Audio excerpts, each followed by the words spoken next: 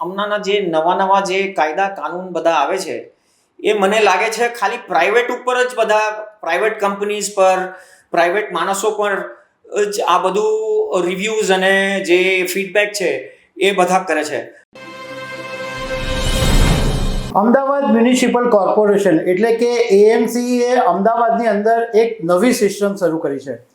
ખાણીપીણીની લહેરી, જેમ કે તમે પાણીપુરી હોય, વડાપાઉં હોય, ચાઇનીઝ હોય, ફાફડા, જલેબી, આ બધી જે પણ લહેરી હોય, એ ઉપરાંત રેસ્ટોરન્ટ હોય, દુકાન હોય, એની ઉપર એક QR કોડ લગાવવાનું એએમસીએ શરૂ કર્યું છે.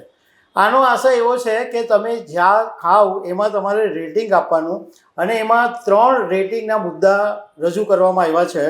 એક, દુકાન, રેસ્ટોરન્ટ અથવા ખાણીપીણીની લહેરી હોય ત્યાં કચરાના નિકાલની વ્યવસ્થા છે કે નહીં, ખોરાક બનાવવાની રીત, પીરસવાની પદ્ધતિ અને એકંદરે ગુણવત્તા કેવી છે તે, અને ખોરાક બનાવનાર પીરસનાર વ્યક્તિની સાફ સફાઈ કેવી છે, એ બધું રેટિંગ તમે જે QR કોડ મૂક્યો એની પર તમારે આપવાનું છે.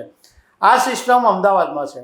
હવે આ બાબતે અમદાવાદનું જે હોટલ ઓનર એસોસિએશન છે એમણે અમદાવાદ મ્યુનિસિપલ કોર્પોરેશનને રજૂઆત કરી કે આ હોટલ રેસ્ટોરન્ટમાં નહીં લાગવું જોઈએ, અને મ્યુનિસિપલ કમિશનરે આ વાત માની પણ લીધી છે કે હોટલ રેસ્ટોરન્ટ છે એની અંદર આ QR કોડ હમણાં મૂકવાની જરૂર નથી.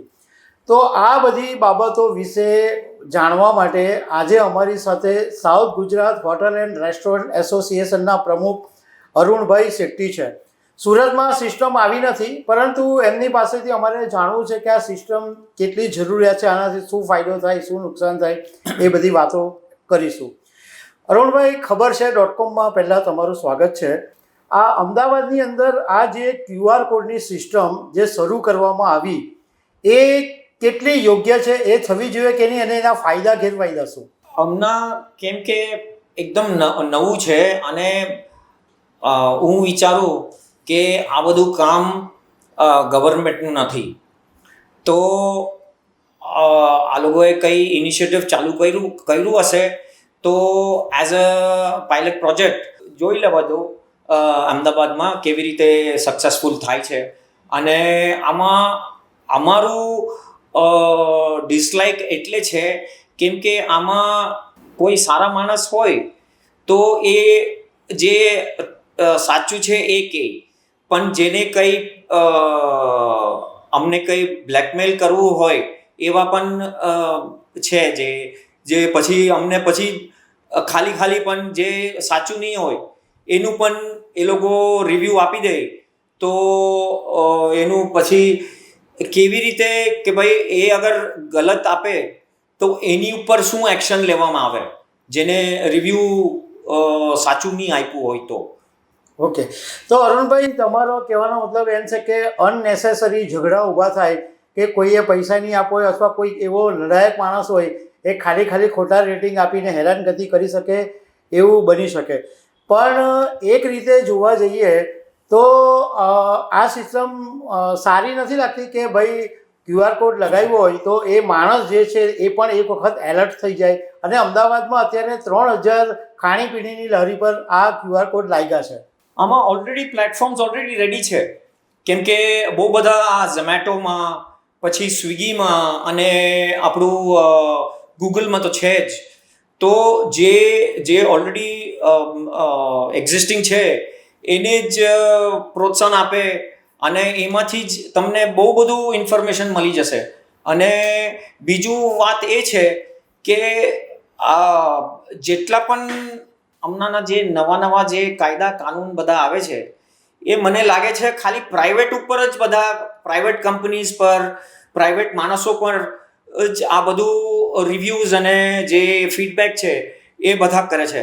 મારું સજેશન એ છે કે તમે પોલીસ સ્ટેશનમાં અને SMC જેટલા પણ ગવર્મેન્ટ ડિપાર્ટમેન્ટ છે એમાં પણ લગાવો. તમે એમના પણ રિવ્યૂઝ તમે જો કે ભાઈ કેવી રીતે રિવ્યૂઝ મળે છે, ને at the end of the day કેટલા બધા આ પનીર પકડાઈ ગયું, કેટલું બધું કેટલા બધા કેસીસ થયા છે, ને અમે તો જોયું છે કે કરપ્શનથી એ લોકો છૂટી જાય છે, ને જે જેન્યુઇન છે એ તો જેન્યુઇન છે જ, ને અમારા કસ્ટમર્સ જે અમારા જેટલા પણ છે એને ખબર જ છે કે અમારું જે રેસ્ટોરન્ટમાં જાય છે કે જે પણ ઇનફેક્ટ લારીમાં પણ જે ક્લીન છે અને એનું બિઝનેસ વધે છે અને જે એનું સારું નથી એ બંધ જ થઈ જાય છે ઓબ્વિયસલી.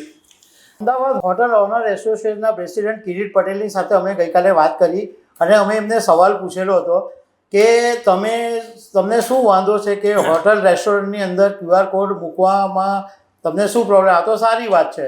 તો એમણે એ વખતે જવાબ આપવાની ના પાડી કે હવે બધું પતી ગયું છે તો આ કોકડો ઉકેલવાનો શું મતલબ છે. પણ મારે ખાલી એ જાણવું છે કે હોટલ અને રેસ્ટોરન્ટની અંદર આ QR કોડ મુકાય તો શું વાંધો હોઈ શકે? પહેલી પોઈન્ટ તો આ જ કે ભાઈ આ બધું કામ પહેલાં પણ એસએમસીએ કરેલું. અમે 10-15 વર્ષ પહેલાં એ લોકોએ ABC પેલું એ આપેલું અને ગવર્મેન્ટ એજન્સીઝ પહેલાંથી જ એટલું બધું બિઝી છે એ લોકોના કામથી ને આ કામ કરવામાં પણ એ લોકોને થાય. જો it is a matter of opinion અને અમને પાછું એક નવું ઓલરેડી FSSAI છે અને એવરી કાઇન્ડ ઓફ લો ને જે પણ વ્યવસ્થા છે it is already there platforms. Even અગર તમે કહો કે ભાઈ રિવ્યૂઝ વાળું ને જે સ્ટાર રેટિંગનું જે કેટલા પણ એપ્સ છે ને આજકાલ તો એવરીબડી ઇઝ સો અવેર પેલું વિડીયો અને ફોટો ચાલુ કરી દે અને કેટલા બધા ડિરેક્ટ લાઇન્સ છે અને વોટ્સઅપ લાઇન છે જેમાં કમ્પ્લેન્ટ આપવાનું બધું વ્યવસ્થા તો છે જ. તો આ એક નવું અમારા ઉપર નાખે એ અમે લોકો વિચારીએ છીએ કે ભાઈ એવોઇડ થઈ જાય તો સારું. અને અગર અમદાવાદમાં આ લોકોએ AMCએ અગર લારીઓ પર લગાવ્યું છે તો જોવા દો એ લોકોને કે ભાઈ કેવી રીતે સક્સેસફુલ થાય છે, કેવી રીતે પબ્લિક એને એક્સેપ્ટ કરે છે. અરુણભાઈ, હોટલ રેસ્ટોરન્ટ તો ઘણી બધી બહુ ક્લીન અને સ્વચ્છ હોય છે અને એ લોકો મોટે ભાગે કાળજી રાખતા હોય છે. પરંતુ જે રોડ ઉપર લારી ઊભી હોય છે ત્યાં ઘણી બધી વખત એવું હોય છે કે આજુબાજુમાં જ કચરાના મોટા મોટા ઢગલા હોય છે. આપણે સુરતમાં ખવદરા ગલી જ્યાં કહેવાય છે ત્યાં બી મોટી મોટી ખવદરા ગલી છે. તો તમને એવું નથી લાગતું કે જે ખાણીપીણીનો વિસ્તાર છે કે જ્યાં ખાદ્ય પદાર્થ આપવામાં આવતો હોય એ વિસ્તાર એકદમ સ્વચ્છ હોવો જોઈએ? આઈ થિંક આ સવાલ SMC કરે જ છે. they are trying their level best I think but something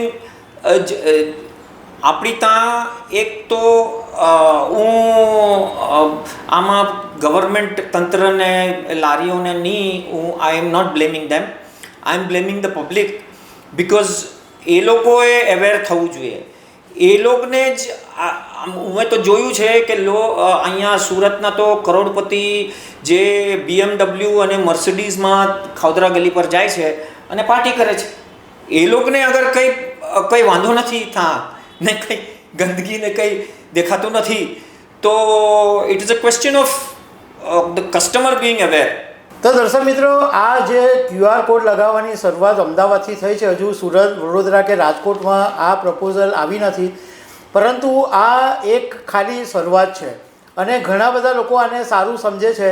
પણ જે પ્રમાણે અરુણભાઈએ કીધું કે આની અંદર ઝઘડા ઊભા થવાની શક્યતા વધારે છે. જે માણસ ધંધો કરે એ ધંધો કરવા કરતાં એને ગ્રાહકોની સાથે ઝઘડા વધી જાય એવું પણ બની શકે. તો એ વાતનું પણ જે મ્યુનિસિપલ કોર્પોરેશન હોય એ વાત એમણે ધ્યાન પર લેવી જોઈએ. Arunbhai, thank you very much. ખબર છે .com પર. Thank you.